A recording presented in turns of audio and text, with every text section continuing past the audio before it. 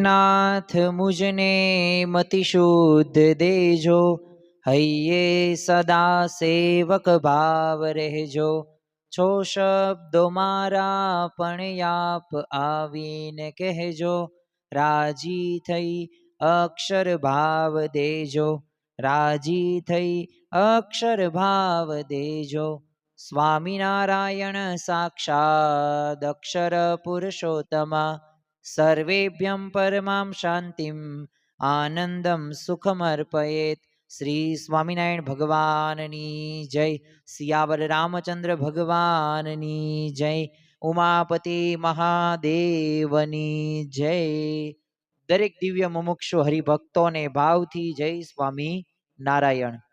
आम तो उपनिषद होय, पुराणो होय के महाभारत के श्रीमद भगवत गीता, એ દરેક ધર્મ ગ્રંથો આપણને એક સાચી દિશા આપે છે, એક સાચું જ્ઞાન આપે છે। તો આજના પ્રવચનની અંદર આપણો મધ્યવર્તી વિચાર એ જ છે, ભલે આજે એ જગન્નાથ રથયાત્રાનો પવિત્ર દિવસ છે, પરંતુ આજના આ પવિત્ર પર્વે ઉપર આપણે ઉપનિષદની અંદર એક કઠોપનિષદ છે, એની અંદર યમરાજા અને નચિકેતાનો સંવાદ આપવામાં આવ્યો છે। તો આ યમરાજા અને નચિકેતાના સંવાદના આધારે આપણે એક સરસ મજાના દ્રષ્ટાંતને આજે આપણે સમજવાનો પ્રયત્ન કરીશું। અને ખરેખર આપણા જીવનની અંદર આપણો શું લક્ષ્ય છે, આપણે શું કરવાનું છે, અને આ જીવન રૂપી રથથી એક આપણે ભગવત પ્રાપ્તિ તરફની યાત્રા આજના દિવસે આપણે સાંભળવાની છે અને આપણા જીવનની અંદર આપણે ઉતારવાની છે। આમ તો ભારત વર્ષની અંદર હજારો વર્ષોથી જ્યાં પણ હિન્દુઓ વસે છે ને ત્યાં સંપૂર્ણ ધામરૂપ અને ભક્તિ ભાવથી આ રથયાત્રાના ઉત્સવો ઉજવાય છે। મંદિરોની અંદર સંતોની નિશ્રામાં પણ આ ઉત્સવો એ રંગે ચંગે ઉજવાય છે। અને કોઈ પણ ભારતીય ઉત્સવ માત્ર કંઈ મનોરંજન માટે નથી, કારણ કે આ ઉત્સવો પાછળ કંઈક ને કંઈક ગૂઢ રહસ્ય હોય છે। એની પાછળ એ આ ગૂઢ રહસ્ય સાથે ભાવાર્થ હોય છે, એક રહસ્યની સાથે સાથે એક મર્મ પણ એ આપણે સમજીએ ને તો જીવનમાં આપણે સાચી દિશામાં ગતિ કરી શકીએ છીએ। તો જો ખરેખર ઉત્સવોનો તો મુખ્ય હેતુ એ આપણા હૃદયની અંદર એક ભગવાન પ્રત્યે એક વિશેષ ભક્તિ ઉત્પન્ન કરવાનો અને એક પરમાત્મા સાથે આપણા એક જીવને દ્રઢપણે જોડવાનો છે। આપણા દરેક મનુષ્યના જીવનનું જો અંતિમ એક વિરામ સ્થાન કયો કે અંતિમ સ્થાન કયું છે? પરમાત્માની પ્રાપ્તિ। આપણી જીવન સફર ત્યાં જ પૂર્ણ થાય છે।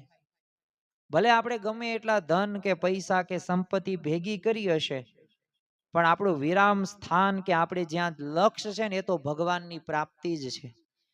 એટલે જ તે અનાદિ મૂળ અક્ષર મૂર્તિ એવા ગુણાતીતાનંદ સ્વામી પોતે પોતાની વાતની અંદર કહે છે કે આપણે તો અક્ષરધામમાં જવું છે, એવો એક સંકલ્પ રાખો।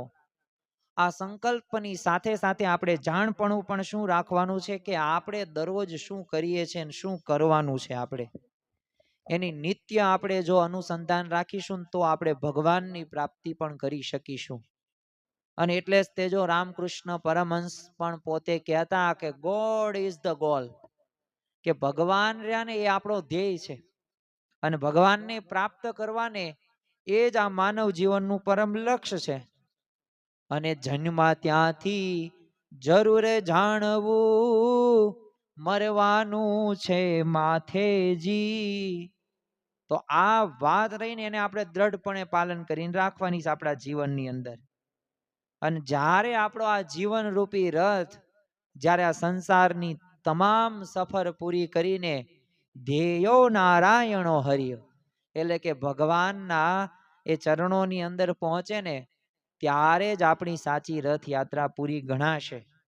એટલે આજે આપણે આ જગન્નાથ રથયાત્રાના દિવસે આપણે જગન્નાથ ભગવાનની એ રથયાત્રાની પૌરાણિક કથાની વાત કરતા નથી, પણ આજે આપણે કઠોપનિષદની અંદર એ જે અદ્ભુત એક દ્રષ્ટાંત આપવામાં આવ્યું છે, ખરેખર રથયાત્રા વાસ્તવિક મર્મને સમજાવવા માટે આ ઉપનિષદનું આ દ્રષ્ટાંત આપણે સર્વ કોઈએ સાંભળવું જોઈએ। કારણ કે આપણે એક આંતરિક સાધના સર્વે કોઈ કરી રહ્યા છીએ। આમ તો આપણે એક જગ્યાએથી બીજી જગ્યાએ આપણે મુસાફરી કરીએ જ છીએ, વાહન દ્વારા કરીએ જ, ભલે રથનો ઉપયોગ કરતા ન હોઈએ, પણ એ કઠોપનિષદની અંદર એ યમરાજા અને નચિકેતાને સંબોધીને એક સુંદર મજાનો એક શ્લોક દ્વારા એક માનવ જીવનની એક સંરચના સમજાવે છે. અને એ શ્લોકની અંદર કહેવામાં આવ્યું છે કે આત્મનમ રથિનમ વિધે શરીરમ રથમેવતું.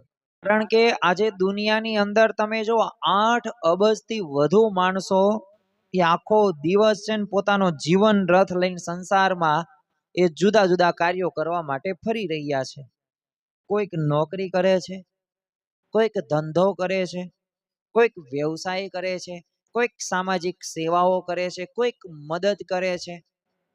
અને આ રથની અંદર બિરાજમાન એ મુખ્ય રથી એટલે કે આપણે મુસાફર, એ આપણે આત્મા છીએ, જેને પરમાત્માના ધામ સુધીની યાત્રા આપણે સર્વ કોઈએ કરવાની છે.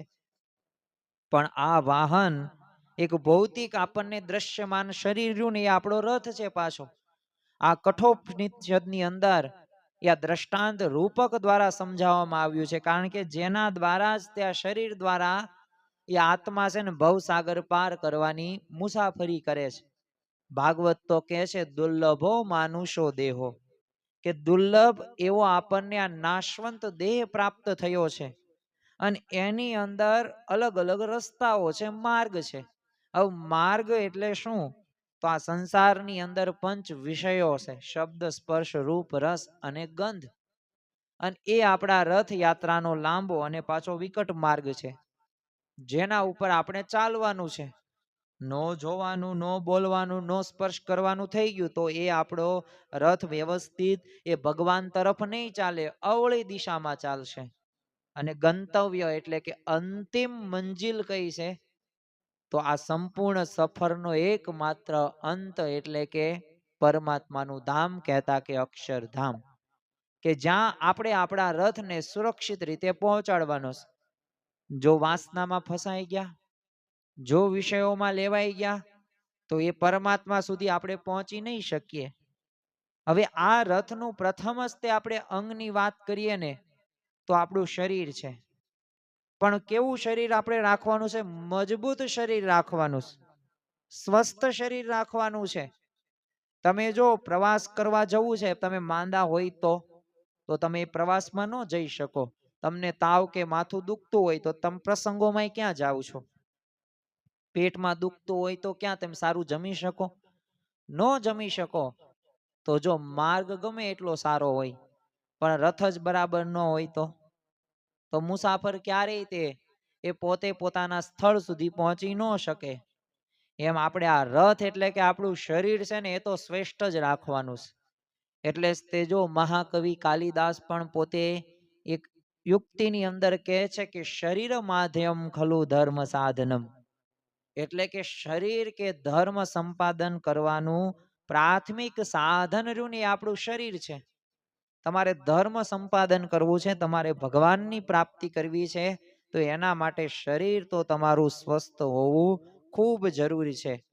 જેનું શરીર સ્વસ્થ છે એ જ પોતે કંઈક કરી શકાય છે આધ્યાત્મિક કે લૌકિક માર્ગની અંદર. અને જો શરીર આપણું માયકાંગલું હોય, બીમાર હોય કે અંદરથી ખલાસ થઈ ગયું હોય તો આધ્યાત્મિક માર્ગની અંદર જે આપણે એકાંતિક ધર્મના 4 અંગો ધર્મ, જ્ઞાન, ભક્તિ અને વૈરાગ્ય, એમાં આપણે વિશેષ પ્રકારે પ્રગતિ કરી શકાય નહીં. એટલે સ્વાસ્થ્ય વિના તો સાધના પણ કેવી છે? અશક્ય છે. અને બળવાન એટલે શું? તો ઉપનિષદ શું કહે છે કે નાયનમ આત્મા બલહેન ન લભ્ય.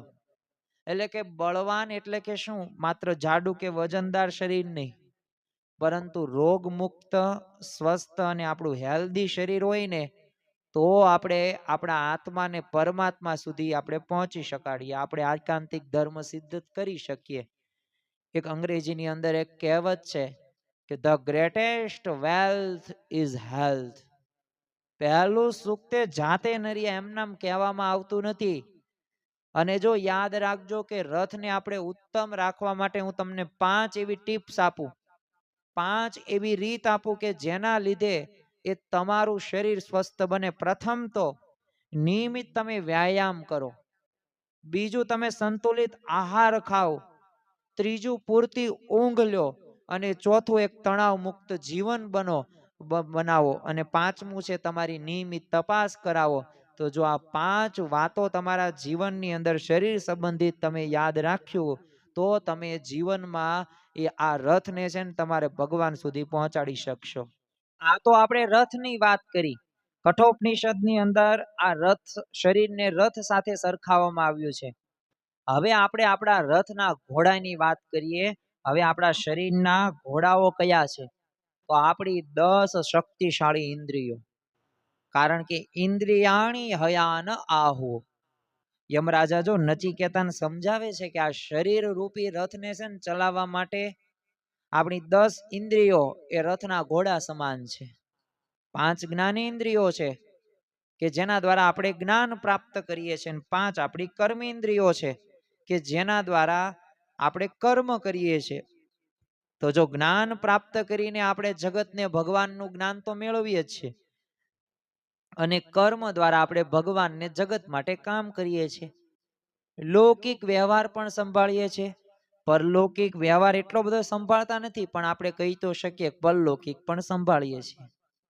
પણ જો આ શ્રેષ્ઠ ઘોડો આપણો છે કે નથી, એનાય પાછા લક્ષણો છે. કારણ કે રથને આપણે વ્યવસ્થિત આપણા લક્ષ્ય સુધી પહોંચાડવા માટે આ ઇન્દ્રિયો રૂપી ઘોડા એ સંપૂર્ણપણે નિયંત્રિત, સંવેદનશીલ, શક્તિશાળી, ગતિશીલ અને અત્યંત વફાદાર હોવા જોઈએ. તમે જો ઇતિહાસની અંદર મહારાણા પ્રતાપનો તે ઘોડો ચેતક, ભારતીય સેનાનો એ ભૂતનાથ, શિવાજી મહારાજનો એ ઘોડો, અર્જુનનો ઘોડો તમે જો, અરે ભગવાન સ્વામિનારાયણની માણકી ઘોડી તમે જો, બધાય નિયંત્રિત ઘોડા હતા. એટલે જો કંઈક ઇતિહાસ રચી ચૂક્યા, અને એ ઇતિહાસની રચના થઈ. આપણે આ ઘોડાઓના નામ પણ બોલો યાદ રાખીએ છીએ, ચેતક હોય કે માણકી હોય કે ભૂતનાથ હોય.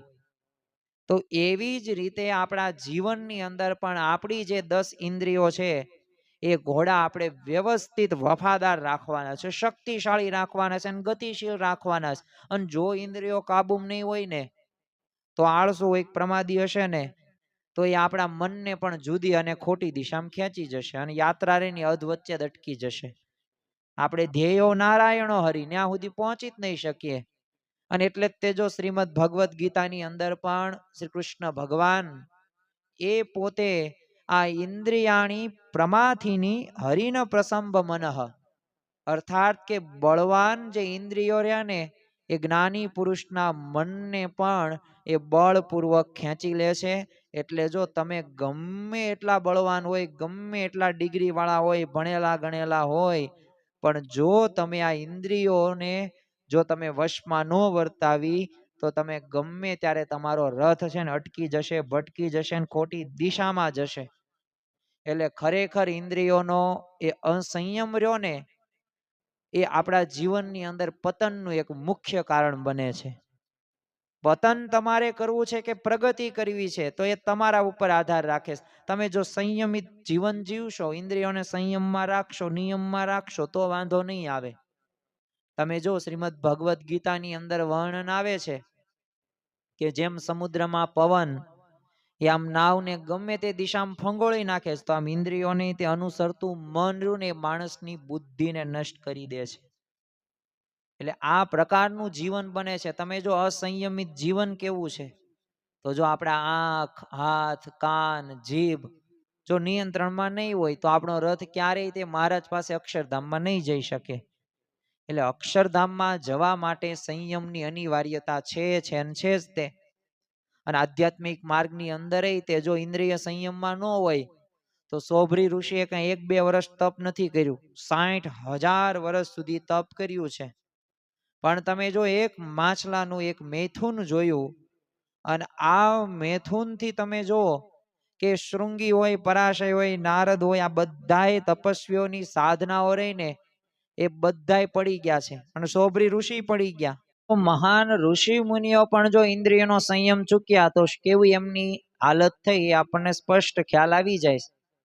એટલે શ્રીમદ ભગવદ્ ગીતા કહે છે કે તાની સર્વાણી સંયમ, કે જે વ્યક્તિ પોતાની બધી ઇન્દ્રિયોને સંયમમાં રાખીને ભગવાનમાં જોડે ને, તો એની જ બુદ્ધિ સ્થિર ગણાય છે.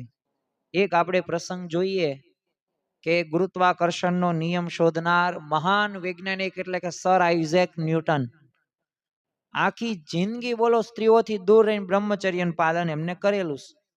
આંખ અને મનનો સંયમ રાખ્યો છે. અને એટલે જ તે જો લૌકિક વિજ્ઞાનની અંદર પણ મહાન એમને શોધો કરી શક્યા. તો જો ઇન્દ્રિયો ઉપર તમે કાબુ રાખનાર સાધક હોય ને, એ આધ્યાત્મિક માર્ગ નહીં પણ લોકમાં પણ સર્વોચ્ચ પ્રગતિના શિખરો સર કરે છે. એટલે તમારે લોક કે પરલોકમાં પણ પ્રગતિ કરવી છે ને, તો એના માટે જરૂરી છે કે સંયમિત તમે જીવન જીવો. કઠોપનિષદની અંદર પ્રથમ તો આપણે વાત કરી કે જે આપણું પ્રથમ જ તે શરીર એને સ્વસ્થ રાખવાની વાત કરી. બીજી આપણે વાત કરી આ રથના ઘોડા વિશે કે 5 જ્ઞાનેન્દ્રિયો અને 5 કર્મેન્દ્રિયો અને ભગવાન સંબંધિત વાળવાની છે. અને એના માટે જ તે અભ્યાસ માટે મહિનાની અંદર 2 એકાદશી આવે છે ને એ આપણે કરીએ છીએ. પણ હવે આપણે વાતને આગળ વધારીએ કે આપણું એક મન છે ને, એ આપણી એક લગામ છે. આમ તો કહી શકાય કે રથનું છે ને સૌથી સંવેદનશીલ અને એક નિર્ણાયક અંગ કહેવાય. કારણ કે બધાય દુઃખના મૂળની અંદર છે ને, એ આપણું મન જ કહી શકાય છે કે આ મનના લીધે જ તે એવા પ્રશ્નો બને છે. અને જેને મન જીત્યું એને જગ જીત્યું. જેને જેને પણ મન સામે બાથ ભીડી છે તો એ પોતે વિજેતા થયા છે. જેને મનનું માની લીધું તો એ પોતે દુઃખી થયા. તમે જો વધારે તમે ખેંચી રાખો ને તો ઘોડાને તકલીફ થાય. તમે છૂટી મૂકો તો એ રથ ખાઈમાં પડે ને વિનાશને નોતરે. પણ એક સંતુલન તમે જાળવો, એક બેલેન્સ જાળવો લગામનું, તો મુસાફરી તમારી સફળ બને બને બને. અને એટલે જ તે મનઃ પ્રગહમેવ ચઃ. ઉપનિષદની અંદર યમરાજા જો બહુ સુંદર વાત કરે છે કે રથના ઘોડા છે ને, આ ઇન્દ્રિયોને કાબુમાં રાખવા માટે છે ને, મન રહ્યું ને એ રથની લગામ સમાન છે. અને શાસ્ત્રો તો જો સ્પષ્ટ કહે છે કે મન એવ મનુષ્યાણામ કારણમ બંધ મોક્ષે હો. કે મન જો વશ થાય ને તો મોક્ષનું કારણ બને છે, અને વશ ન થાય તો ભવબંધનનું કારણ બને છે. જો આ જન્મ મરણના ચક્રમાં કોઈને આવવું ગમતું નથી, પણ જો મનને તમે એ બાંધ્યું નહીં, મન ઉપર વિજય પ્રાપ્ત ન કર્યો, તો આ જન્મ મરણના ચક્રમાં આવવું પડ્યું છે. અને ખરેખર તો બહારની દુનિયા કરતા મનની અંદર એક અલગ જ દુનિયા ચાલે છે. મન એવ જગત સર્વ મન એવ મહારિપુઃ.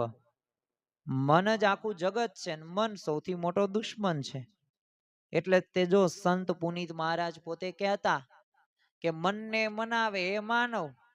જેના હાથમાં જો મનની લગામ છે, તો જેનો મન ઉપર સંપૂર્ણ કાબુ છે, તો એને જ તો સાચો માણસ કહેવાય છે.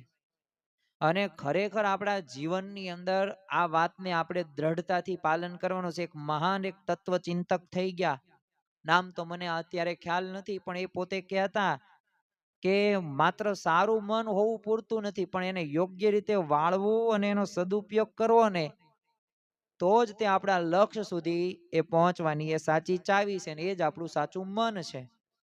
તો આ મન રૂપી લગામને પણ વ્યવસ્થિત રીતે આપણી સાથે રાખવાનું છે.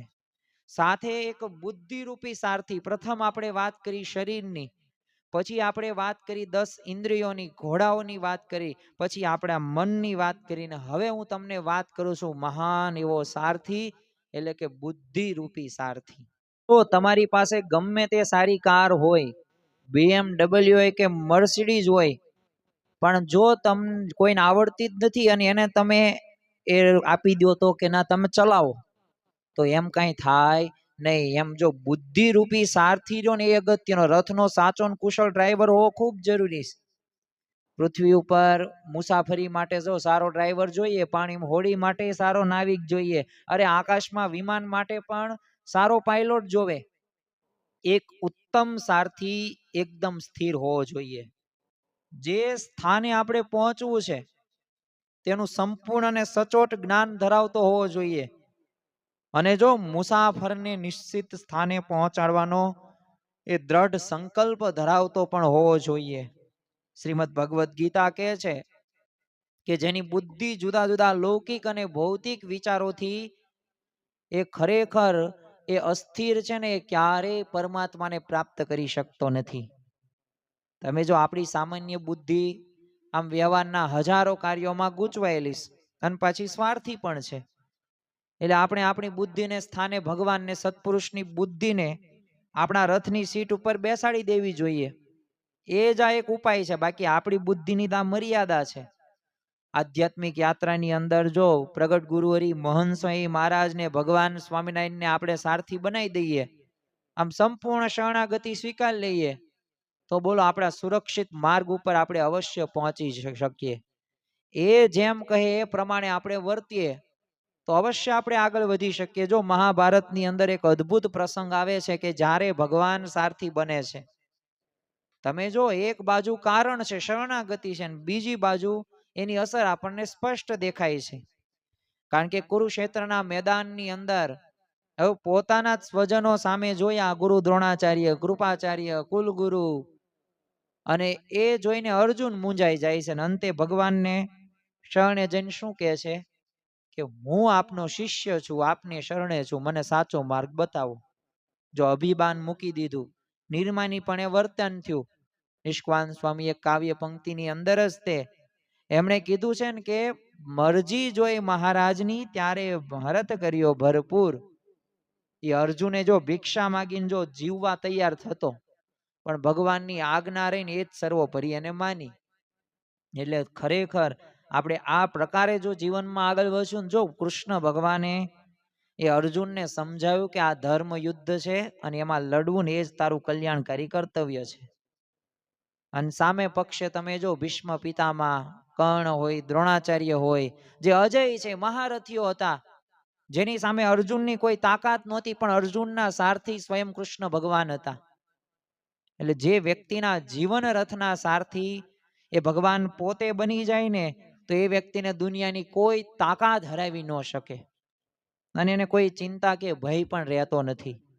તમે જો યુદ્ધના ભયાનક માહોલની અંદર એ અર્જુન ઘસઘસાટ પોતે સૂઈ રહી શકતો હતો, કારણ કે એને ખબર હતી કે એના સારથી કોણ છે, ભગવાન હતા ને એ પોતે જાગી રહ્યા હતા. એ કર્ણ હોય, ભીષ્મ પિતામહ હોય, જે પ્રતિજ્ઞા લીધી હોય ને, બોલો અર્જુનને શ્રીમદ ભગવદ્ ગીતા સાંભળ્યા બાદ પછી એને ક્યારેય ભય કે એવા પ્રશ્નો ઊભા થયા નથી. એના મૂળની અંદર શું હતું? એના મૂળની અંદર એક જ વાત કે એને ભગવાન ઉપર એ ભરોસો હતો. તો એમ આપણા જીવનની અંદર આ ભરોસો જ્યારે આપણા જીવનમાં આવશે ને, ત્યારે અવશ્ય આપણે જીવનમાં આગળ વધી શકીશું. જેને જેને પણ આ કાર્ય કર્યું છે એ પોતે આગળ વધી શક્યા છે. એટલે ગમે ત્યારે ગમે તેવી પરિસ્થિતિ આવી જાય ને, એ દરેક પરિસ્થિતિની અંદર એ આપણે ભગવાનના શરણે જઈએ, ભગવાનની આજ્ઞાનું પાલન કરીએ. તમે જો એ મહાભારતની અંદર એક જે પ્રસંગ બને છે ને, એ પ્રસંગ ઉપરથી આપણને ખ્યાલ આવે. કારણ કે મહાભારતનો યુદ્ધની અંદર 9મા દિવસની રાત્રે આ દુર્યોધન ભીષ્મ પિતામહ પાસે જઈને છે ને એક મેણું મારે છે કે દાદા તમે છે ને પાંડવો પક્ષ સાથે છે ને પક્ષપાત કરો છો ને બરાબર છે ને આમ મન મૂકીને આમ લડતા નથી. અને આ ભીષ્મ પિતામહે જ્યારે મેણું સાંભળ્યું ને, અને ત્યારે ભીષ્મ દાદાએ કઠોર પ્રતિજ્ઞા શું કરી કે આવતીકાલે કાં તો હું નહીં, કાં તો અર્જુન નહીં. જો આ કોઈ સામાન્ય માણસની એ પ્રતિજ્ઞા નહોતી, પણ ભીષ્મ પિતામહ જેને અખંડ બ્રહ્મચર્યનું પાલન કર્યું છે, એની એ પ્રતિજ્ઞા હતી. અને જો દુર્યોધનને તો આ વચન આપી દીધું, અને ભીષ્મે દુર્યોધનને ત્યારે જ કહી દીધું કે રાત્રે 12 વાગે તારી પત્ની એ ભાનુમતીને મારી છાવણીમાં મોકલજે, હું એને અખંડ સૌભાગ્યવતી ભવ એવા આશીર્વાદ આપીશ. એટલે તારો પતિ ક્યારેય તે મરે નહીં એવા હું આશીર્વાદ તારી પત્નીને આપી દઈશ. પણ તમે જો કૃષ્ણ ભગવાનની એ દિવ્ય લીલા અને ચતુરાઈ, અર્જુનના રક્ષણ માટે કૃષ્ણ ભગવાને 2 સ્વરૂપ ધારણ કર્યા. દ્રૌપદીને સાથે લઈ ગયા અને સ્વયં પણ પોતે દ્રૌપદીનું રૂપ ધારણ કરીને અર્જુનની છાવણીમાં રહ્યા. એટલે ભાનુમતી પહોંચે ને એ પહેલા તો કૃષ્ણ ભગવાને એ ચતુરાઈથી દ્રૌપદીને ઘૂંઘટ આમ ઢકાવીને તે ભીષ્મ પિતામહ પાસે મોકલી દીધી. અને અંધારામાં ભીષ્મ પિતામહે એ ભાનુમતી સમજીને બોલો દ્રૌપદીને અખંડ સૌભાગ્યવતીના આશીર્વાદ પણ આપી દીધા. એટલે સ્વાભાવિક રીતે સત્ય જ્યારે સમજાણું ને ત્યારે ભીષ્મ પિતામહે જાણ્યું કે આ બધુંય તે છે ને ભગવાન કૃષ્ણનું જ કાર્ય છે અને એમની જ લીલા છે. એટલે બહાર આવીને ભગવાનની દિવ્ય સ્તુતિ કરી અને અંતકાળે દર્શન આપવાની પ્રાર્થના કરી. તો જો સારથી ભગવાન હોય તો અશક્ય પણ શક્ય બને કે ન બને બને. અને જો આ શ્રી કૃષ્ણ ભગવાને બનાવ્યું, આપણે શરણાગતિ સ્વીકારવાની છે. કારણ કે પાપમાંથી મુક્તિ એ મેળવવા માટે ભગવાનના શરણે જવું ખૂબ જરૂરી છે. જો શ્રીમદ ભગવત ગીતાની અંદર એ ભગવાન કહે છે કે ખરેખર તો આ ગમે તેવી ભલે મેં માયા કઠિન બનાવી છે, પણ આ માયાને જો તારે પાર કરવી હોય ને તો ભગવાનની શરણાગતિ છે, મારા શરણે તું આવી જા, એ જ શ્રેષ્ઠ માર્ગ છે. એટલે જ તે તો જો ઉત્તર ગુજરાતની બાય હરિભક્તોએ મહાબળવંત માયા તમારી જ્યારે પ્રાર્થના કરીને શ્રીજી મહારાજને, ત્યારે શ્રીજી મહારાજે છેલ્લે નિર્દોષ બુદ્ધિ કીધી. અને આ નિર્દોષ બુદ્ધિ મારામાં રાખજો, દિવ્ય ભાવ રાખજો, બધું આવી જશે. માયાથી તમે તરી જશો. મારી દરેક લીલામાં તમે દિવ્ય ભાવ રાખજો. તો જો જેના સારથી બરાબર હોય ને તો એને કોઈ ભય ન રહે. મહાભારત પણ કહે છે ને કે જે ભગવાનના શરણે જાય છે તો એ દરેક પ્રકારના ભય અને સંકટોમાંથી ઉગરી જાય છે. તુલસીદાસ પણ પોતે કહે છે, એમની એ તો અમર પંક્તિ થઈ ગઈ, કોટી વિપ્ર વધ લાગહી જાહુ, આયે શરણ તજવું નહીં તાહુ. એટલે કે કોઈ આમ કરોડો બ્રાહ્મણોની હત્યા જેવી ભયંકર પાપ કર્યું હોય ને, છતાંય જો ભગવાનના શરણે આવે ને તો એના તમામ પાપ માફ થઈ જાય. જો પાપમાંથી મુક્તિ ભગવાનનું શરણું. તમે જો વાલિયા લૂંટારો, આપણને ખ્યાલ છે કે આ વાલિયા લૂંટારો કે જેને નારદજી જો સારથી બની ગયા તો પાપનો પહાડ એવા હતા ને છતાં એ વાલિયા લૂંટારામાંથી વાલ્મીકી ઋષિ બની ગયા. અરે ગુણાતીતાનંદ સ્વામી એ વાલેરા વરુના સારથી બન્યા તો જો એ પાપનો પહાડ કહી શકાય, એ તે વાલેરો વરુ, અને એ પોતે મુક્ત થયા, પાપમાંથી મુક્ત બની ગયા. જો સંત સારથી બની ગયા તો જો બંનેના રથ ભગવાનને સંતે અક્ષરધામ સુધી પહોંચાડી દીધા. જો ભગવાન આપણું શારીરિક રીતે પણ નુકસાન કરે છે. અને ખરેખર કારણ કે આપણને ખ્યાલ છે કે જ્યારે દુશાસનમાં એ 10,000 એ હાથીઓનું બળ હતું, પણ તોય તમે જો કે એ દ્રૌપદીની સાડી ખેંચી ન શક્યો.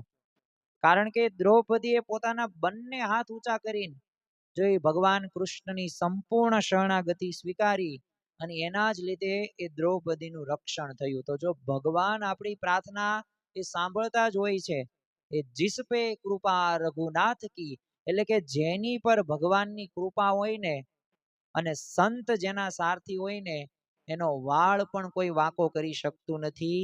ભલે આખું આમ ગગન રહ્યું ને, દુનિયા રહીને શત્રુઓથી ભરાયેલી કેમ ન હોય, પણ તમે ભગવાનના શરણે છો, ભગવાનના માર્ગે છો, તો તમને ક્યારેય તે કોઈ વ્યક્તિ એ તમને દુખી કે હેરાન નહીં કરી શકે. અને બીજું કે આ પંચ વિષય રૂપી માર્ગ છે. ખાડા ખબડા અને પ્રલોભનો આવશે, એનાથી બચવાની જરૂર છે.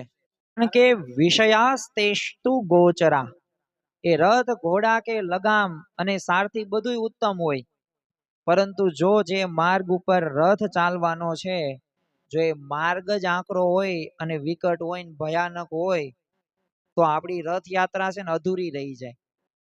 અને ખરેખર જો આધ્યાત્મિક માર્ગની અંદર તે આ જગતના જે પંચ વિષયો છે, શબ્દ સ્પર્શ રૂપ રસ અને ગંધ, તો એ માર્ગમાં આવતા મોટા ખાડા છે, કાંટા છે, અવરોધો છે. અને આ સાધના આપણે જે કરીએ છીએ તો આ સાધનાના માર્ગની અંદર તે આગળ વધતા મોટા મોટા યોગીઓ પણ ક્યારેક કોઈક મધુર શબ્દની અંદર, કોઈક સુંદર રૂપની અંદર, સ્વાદની અંદર એ પોતે ફસાઈ ચૂક્યા છે. શબ્દ સ્પર્શ રૂપ રસ ગંધની અંદર અને આધ્યાત્મિક માર્ગની અંદર તે આપણે સર્વ કોઈએ જાગૃત રહેવું પડશે. જો આ પંચ વિષયનું શુદ્ધિકરણ ને જાણપણું નહીં હોય ને તો મોટા મોટા જો ગોથા ખાઈ ગયા છે તો શું આપણે પણ ગોથા નહીં ખાઈ જઈએ? જો માર્ગ ખાડા ખબડા વાળો કાંટા કાંકરા વાળો હશે ને તો આપણે આપણા લક્ષ્ય સુધી આપણે પહોંચી નહીં શકીએ. એટલે આપણા વિષયોને હંમેશા આપણે શુદ્ધ અને પવિત્ર રાખવાના છે. ખરેખર આપણા લક્ષ્યની પ્રાપ્તિ તો જ થશે.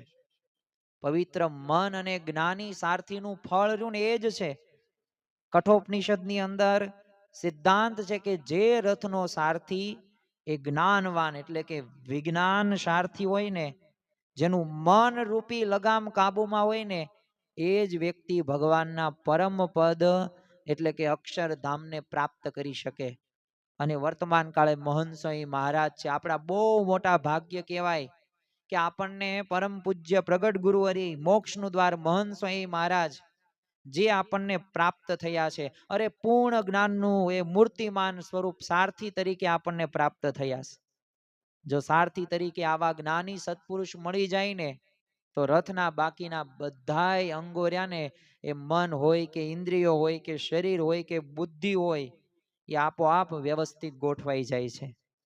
એટલે જ તે જો રામાયણ પણ શું કહે છે, નિરમલ મન જન સો મોહી પાવા, મોહી કપટ છલ છિદ્ર ન ભાવા.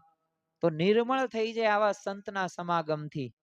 અને જેનું મન પવિત્ર છે અને ઇન્દ્રિયો જેની વશમાં છે, તેવા ઉચ્ચ પદને પણ એ પામે જ છે. અને જ્યાંથી તેને ફરીથી આ સંસારમાં જન્મ લેવો પડતો નથી. આપણો તો એક જ લક્ષ્ય છે, અક્ષરધામમાં જવું. પણ જો આ જન્મ મરણના ચક્રની અંદર જો આપણે આવી ગયા, જો આપણે ફસાઈ ગયા, તો જો આ બીજો જન્મ આપણે લેવો પડશે. ખરેખર કોઈએ પણ આ જન્મ બીજી વખત આપણે લેવો નથી જ તે એવી આપણે સર્વ કોઈ અપેક્ષા રાખીએ છીએ. પણ આપણા જીવનની અંદર આ એક વાતને આપણે દ્રઢતાથી પાલન કરવાની છે. કઈ વાત? કે જ્યાં સુધી આપણા જીવનની અંદર, જ્યાં સુધી આપણા જીવનમાં એ આવા પ્રશ્નો આવે, જો પ્રશ્નો તો આવવાના છે, પરિસ્થિતિ તો આવવાની છે, જો આપણે એવી શરણાગતિ અને સમર્પણ કરીશું ને, કારણ કે જેનું શરીર શુદ્ધ છે, લગામ જેની મજબૂત છે, ઘોડા સંયમિત છે, તો એ માર્ગ નિર્મળ જ બનવાનો છે. અને એના જીવન રથ હંમેશા ચોક્કસપણે ભગવાનની પાસે જ પહોંચવાનો છે. આજે નહીં તો આવતીકાલે, ભલે વાર લાગશે પણ પહોંચશે ત્યાં જ તે. એટલે જીવનમાં આ વાતને આપણે દ્રઢતાથી પાલન કરવાનું છે. અને આધ્યાત્મિક માર્ગની અંદર જો મંજિલ પણ હસતી હતી કે આ જીવ કઈ રીતે પહોંચશે, એ હસી રહી હતી મંજિલો ઓર તજી ગયો કાફલો. એ સંસારમાં કોઈ સાથે આવતું નથી અને અંતે કાફલો સગા સંબંધીઓ પણ સાથ છોડી દેશે. એટલે જ આપણે કહીએ છીએ ને, કોઈ કોઈનું નથી રે, કોઈ કોઈનું નથી રે. એ કોઈ કોઈનું નથી, આ વાસ્તવિકતા છે. અને આ સંસારની વાસ્તવિકતા છે. સ્વાર્થ ભરેલો આ સંસાર છે. સ્વાર્થ સાથે બધાય જોડાય છે. જ્યાં સુધી તમે એના કાર્યો કરશો ત્યાં સુધી વાહ વાહ. એક કાર્ય નહીં કરતા એટલે તમારી વાસ્તવિક સ્થિતિ એના સંબંધ સાથે ખ્યાલ આવી જશે. તમારા ધર્મ પત્નીને તમે 10 વખત સારું કીધું, પણ એક વખત હોય એવું કહેજો, અને એ તમારાથી એ તરત તે એ નાતો તોડી નાખશે. એટલે કે પ્રેમનો, હેતનો. તો જો આ જીવનની વાસ્તવિકતા છે, આ વાસ્તવિકતાને મારે કે તમારે સર્વ કોઈએ સ્વીકારવી પડશે. નહીં સ્વીકાર્યો તમે કે હું બધાય દુખી થશું. થઈ રહ્યો તો રાત દિન દિશાઓનો મુકાબલો. આ સરસ મજાની એ પ્રખ્યાત એક સુરતના કવિ શ્રી ઘની દહીવાલાની છે.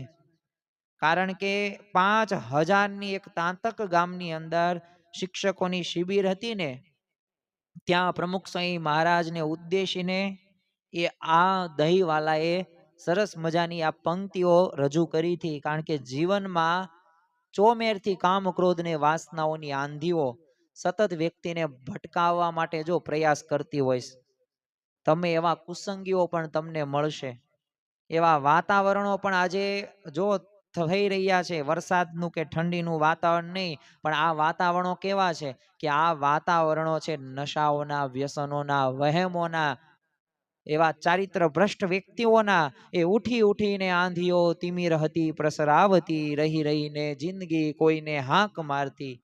જ્યારે અંધકાર વ્યાપેલો હતો ને, અને પ્રશ્ન હતો કે મને કોણ લઈ જશે આ ઉદાસમાં, પરંતુ હે પ્રમુખ સ્વામી મહારાજ, હે મહંત સ્વામી મહારાજ, તમે મળી ગયા પ્રવાસમાં. તો જો આપણને આ સત્પુરુષની પ્રાપ્તિ થઈ ગઈ, જો પ્રવાસમાં આવા સંત મળી જાય ને, તો યાત્રાની કોઈ ચિંતા રહેતી નથી. ચિંતા કંઈ કરવાની જ નથી, કારણ કે ચિંતા એ ચિતા સમાન છે. પણ આ સત્પુરુષની આપણને પ્રાપ્તિ થઈ ગઈ. મને પ્રગટ મળ્યા પુરુષોત્તમ આજે, આનંદ અંતરે છાઈ રહ્યો. ખરેખર આ અંતરથી આનંદ થાય છે. એટલે જ તે પ્રગટ ગુરુહરિ મહંત સ્વામી મહારાજ એ આપણને કહેતા કે આપણને જે પ્રાપ્તિ થઈ છે ને એ ગિરનાર જેવી થઈ છે, ને આપણા પ્રશ્નો છે ને ધૂળના ઢેફા જેવા છે. તો જો આ વાસ્તવિકતા રહી ને આપણે સ્વીકારવાની છે. ક્યાં અનંત કોટીએ બ્રહ્માંડના શ્રીજી મહારાજ આ બ્રહ્માંડને એમાં આ પૃથ્વીના જગ્યા આપણને પસંદ કરી અને આપણો ત્યાં જન્મ થયો, તો એ જ મોટા મોટા ભાગ્ય કહેવાય. બાકી જો આ જીવે છે ને જેટલા દરિયામાં પાણી છે ને એટલું માતાનું ધાવણ પીધું છે. શ્રીજી મહારાજે વચનામૃતની અંદર વાત કરી છે. આપણે એ બ્રહ્મા પણ થઈ ગયા, એ આપણે ઇન્દ્ર પણ થઈ ગયા, આપણે સૂર્ય પણ થઈ ગયા, આપણે પવનદેવ પણ થઈ ગયા છીએ. હવે આ દુર્લભો માનુષો દેવ, દેવોને પણ દુર્લભ છે એવો મનુષ્ય દેહ પ્રાપ્ત થયો છે. તો આ મનુષ્ય દેહથી આપણે ભગવાનને પ્રાપ્ત કરવાના છે. તો ખરેખર જેમ પ્રમુખ સ્વામી મહારાજ જો પ્રવાસમાં મળ્યા, મહંત સ્વામી મહારાજ આપણને મળ્યા છે, તે રથને સંભાળી લેશે. એ આપણા શરીરને પણ સંભાળશે, એ આપણા મનને, આપણી બુદ્ધિને, આપણી ઇન્દ્રિયોને પણ સંભાળશે. પણ આપણે બસ મન કર્મ વચન એમાં જોડાવાનું છે. અને ભગવાનને સંતો આપણને સંસારની આ બધી આંધીઓથી, આ પરિસ્થિતિઓથી બચાવે છે. આપણા રથને સાચી દિશામાં લઈ જવા માટે જ તે સ્વયં ધામમાંથી પધાર્યા છે. એટલે જ તે શ્રીજી મહારાજે જૂના ખવડાવની અંદર કીધું કે મારો આ અવતાર થયો છે ને એ આ જીવોના એ કલ્યાણ માટે જ થયો છે. કરોડો મનવારો ભરીને અક્ષરધામમાં લઈ જવા છે. તો જ્યારે આપણા જીવન રથની લગામ મહંત સ્વામી મહારાજના હાથમાં હોય ને, ત્યારે આપણે ભવસાગર તરવા અંગે જરાય ચિંતા કે ભય રાખવાની જરૂર નથી. તો ખરેખર આપણે દરરોજ આવી એક પૂજાની અંદર પ્રાર્થના કરીએ. કારણ કે આ પ્રાર્થના નહીં કરીએ ને તો આપણો જીવન રૂપી રથ મોહ માયામાં, પંચ વિષયોમાં, સંસારમાં ફસાઈ જશે, અટકાઈ જશે. એટલે આપણા રથને તો આપણે સીધા અક્ષરધામમાં જ પહોંચાડવાનો છે. અને મહારાજની મૂર્તિનું તે આપણે અખંડ સુખ લેવાનું છે. અને એ કરીશું તો જ તે આપણા જીવનની અંદર આપણે આગળ વધીશું. તો ખરેખર છેલ્લે આપણે એક સારાંશ તરીકે એક આપણે જોઈ લઈએ કે આજના આજે પ્રવચનનો જે કઠોપનિષદની અંદર જે વાત કરવામાં આવી છે, જે નચિકેતા અને યમરાજા વચ્ચેનો સંવાદ છે ને, એમાં રથી એટલે કે મુસાફર આપણો આત્મા છે. અને આત્મા છે ને એ શરીર બદલે છે, ખોળિયું બદલે છે, યાદ રાખજો. પણ આ આત્મા રહ્યો ને એ અમર છે, અજર છે, અવિનાશી છે, સુખરૂપ છે. સાથે સાથે આત્મા આપણે સૌ યાત્રામાં આ મુસાફર જ છીએ કે જેને સંસાર રૂપી યાત્રા કરીને સ્વ સ્વરૂપને આપણે ઓળખવાનો છે. આપણે આત્માને ઓળખવાનો છે. આપણે આપણા આત્માનું કલ્યાણ કરવાનું છે. બીજું આપણો રથ એટલે વાહન, આપણું શરીર. તો આધ્યાત્મિક માર્ગની અંદર એ સાધના માટે આપણને આ મળેલું અમૂલ્ય શરીર છે, જે સાધન છે. તો આપણે કસરત કરીએ, આહાર વ્યવસ્થિત સંતુલિત રહીએ, પૂરતી ઊંઘ લઈએ, રોગ મુક્ત આપણે રાખવાનો પ્રયત્ન કરીએ. પહેલું સુખ તે જાતે નરી, આને યાદ રાખવાનું. બીજું ઘોડા એટલે 10 ઇન્દ્રિયો, જે આપણને 5 જ્ઞાનેન્દ્રિયો, 5 કર્મેન્દ્રિયો આપી છે. તો બધાને આપણે ભોગવવાની તો છે જ તે, પણ ભગવાનના કાર્યોમાં જોડીએ. અને એ પ્રકારે જોડીશું તો અવશ્ય આપણે સુખી થશું. અને લગામ આપણું મન, કારણ કે ઇન્દ્રિયોને કાબુમાં રાખવું છે તો મન ઉપર સંતુલિત અંકુશ રાખવો ખૂબ જરૂરી છે.